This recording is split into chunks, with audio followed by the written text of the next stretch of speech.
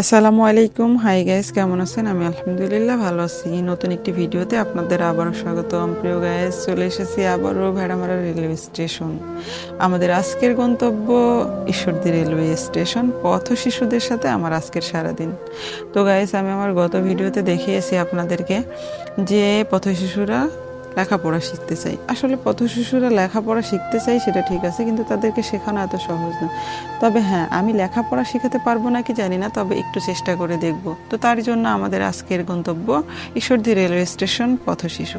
তো গাইস, আমরা ট্রেনে উঠে পড়েছি বারবারের মতো, এবারও দাঁড়িয়ে আছি। আর বাইরের ওয়েদারটা কিন্তু অনেক সুন্দর, আর এখান থেকে খুব বেশি দূর না, তাই দাঁড়িয়ে থাকতে খুব বেশি অসুবিধাও হয় না।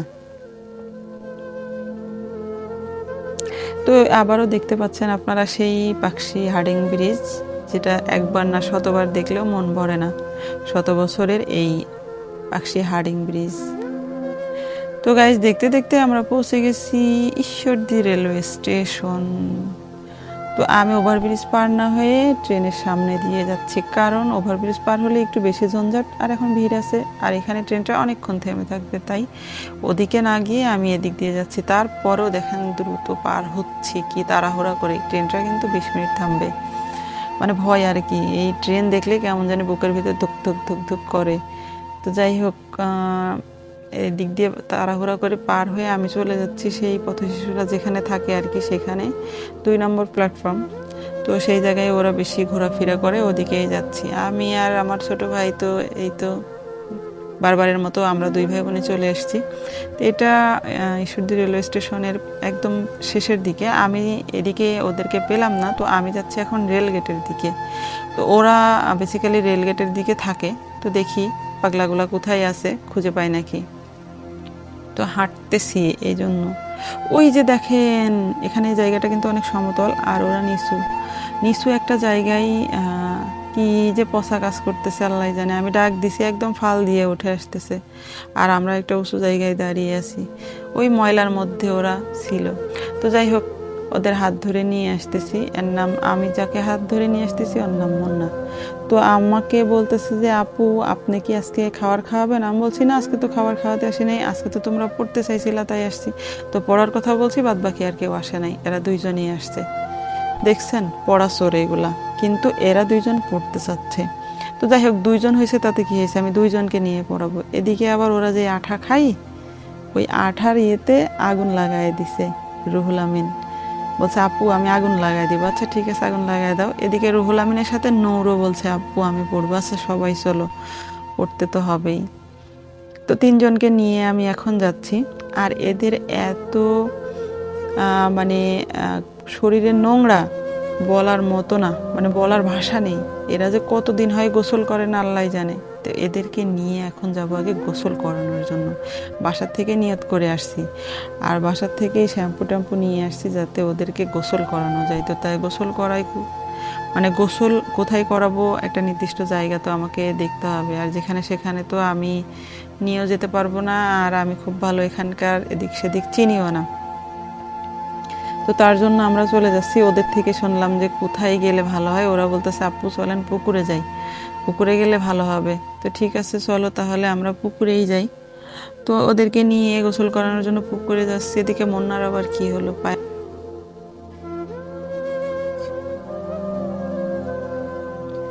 তো যাই হোক, আমরা পুকুরের দিকে সবাই মিলে যাচ্ছি।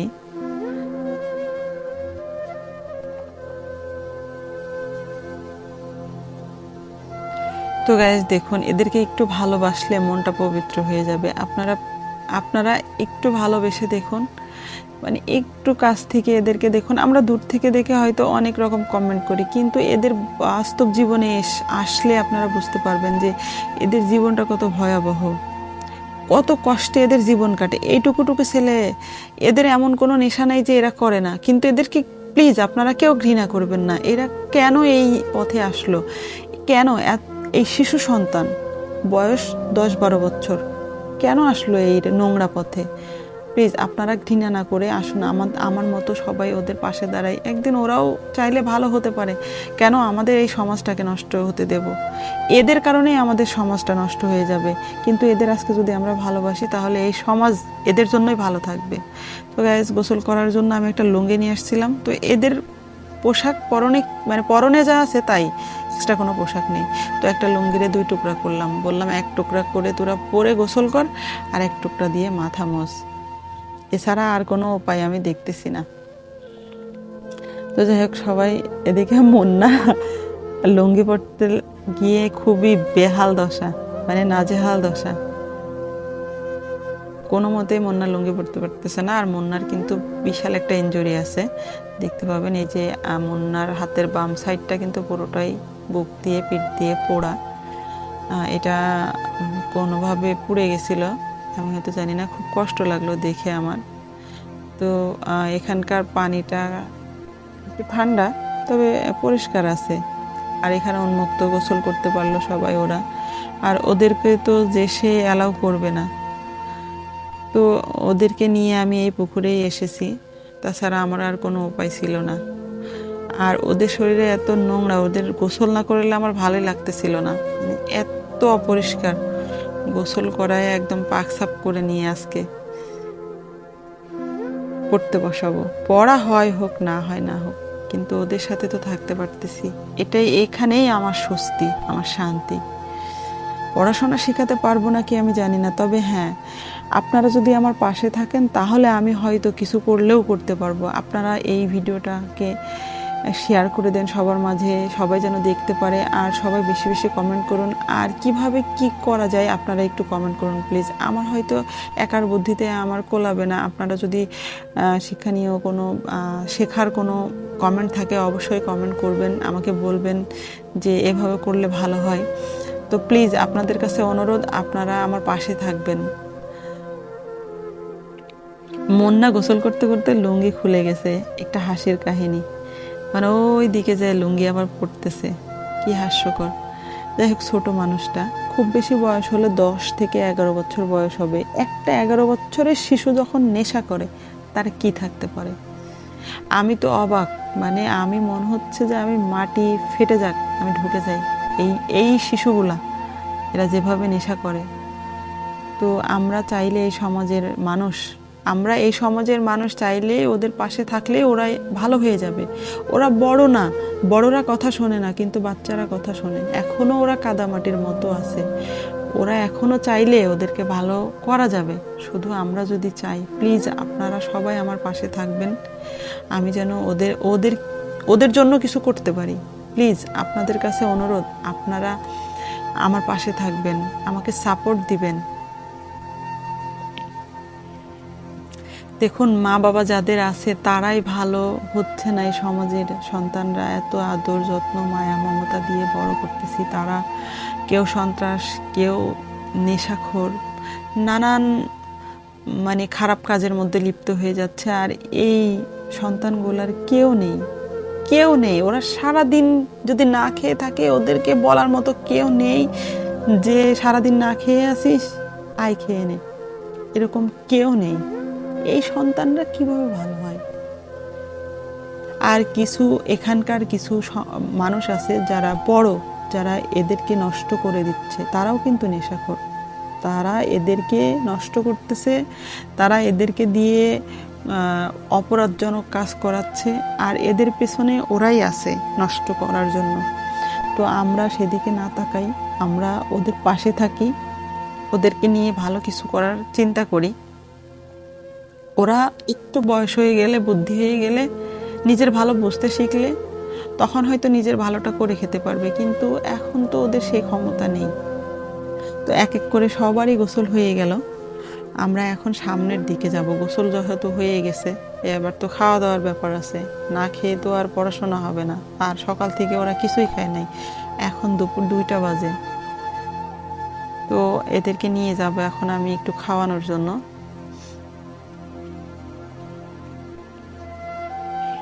তো আমরা এখন যাচ্ছি এদিক দিয়ে খাবারের হোটেল কোথায় আছে সেটা খুঁজতে।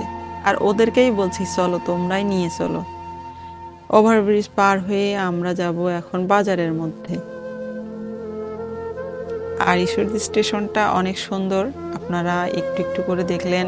আর যদি পুরো স্টেশনের ভিডিও দেখতে চান অবশ্যই কমেন্ট করবেন।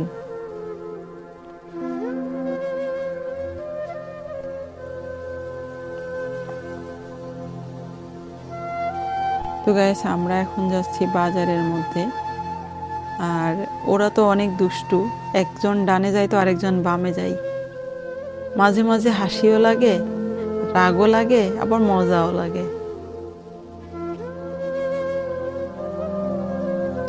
তো নিয়ে আসছি হোটেলে, আলহামদুলিল্লাহ। ওদের রিজিকে যতটুকু ছিল আল্লাহ আমাকে যতটুকু দেওয়ার তৌফিক দিছে, আলহামদুলিল্লাহ মাছ ভাত খাওয়ালাম। তো এদিকে মাঝখানে যেটা আছে সেটা আবার মাকে মাছ বেছে খেতে পারে না। তো বলছে আপু আমি মাছ খাবো না। আমি বললাম একটুখানি খাও। ওরা দুজন দুইটা মাছ নিছে, ও নিছে সবজি। তো এখানে ডিম ছিল না, আমি ডিম ভেজে দিতে বলছি। ওনারা বললো যে ডিম এখন ভেজে দেওয়া যাবে না। তো মাছ একটু রুহুল ভেঙে দিছে, সেটুকু ও খাইতে পারলো না, কাটা বেছে শেষে ফালাই দিছে। তো আলহামদুলিল্লাহ আমার যতটুকু অ্যাবিলিটি আছে আমি ততটুকু দিয়ে ওদের চেষ্টা করতেছি। আর আমার ব্যালেন্স এত ছিল না যে আমি ওদেরকে মাংস ভাত খাওয়াবো।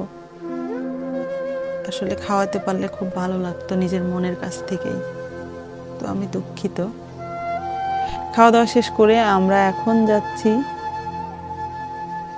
এখন পড়তে যাব। এর মধ্যে আবার দেখা চালতার আচারের সাথে। চালতার আচার দেখেই রুহুল থেমে গেছে, চালতার আচার না খেয়ে যাবো না আপু। আচ্ছা চল, চালতার আচার খেয়েই তারপরে আমরা পড়তে বসি। এবার আগের জায়গাতে চলে এসেছি। তো এরা দুই মানে একটু একটু পড়াশোনা জানে। রুহুল এবং নূর, ওরা দুইজন একটু একটু পড়াশোনা জানে, জানি না কোত্থেকে শিখছে, আমি ওদের ব্যাকগ্রাউন্ড জানি না। আর মুন্না কিছুই জানে না, তো মুন্নাকে আজকে শেখানো হবে, নতুন মুন্না। আর ওদেরকে বলছি যে তোমরা যা জানো তা তোমরা খাতায় লিখো, কতটুকু জানো। তো বলছে আচ্ছা ঠিক আছে আপু, আমরা যতটুকু জানি ততটুকু আমরা খাতায় লিখছি।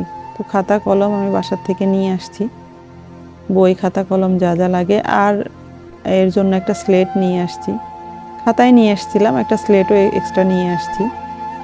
তো স্লেটটা কাজে লেগে যাবে ভাবছিলাম না। তো সবার খাতায় আমি দাগ টেনে দিচ্ছি যে এই দাগের মধ্যে তোমরা লেখো।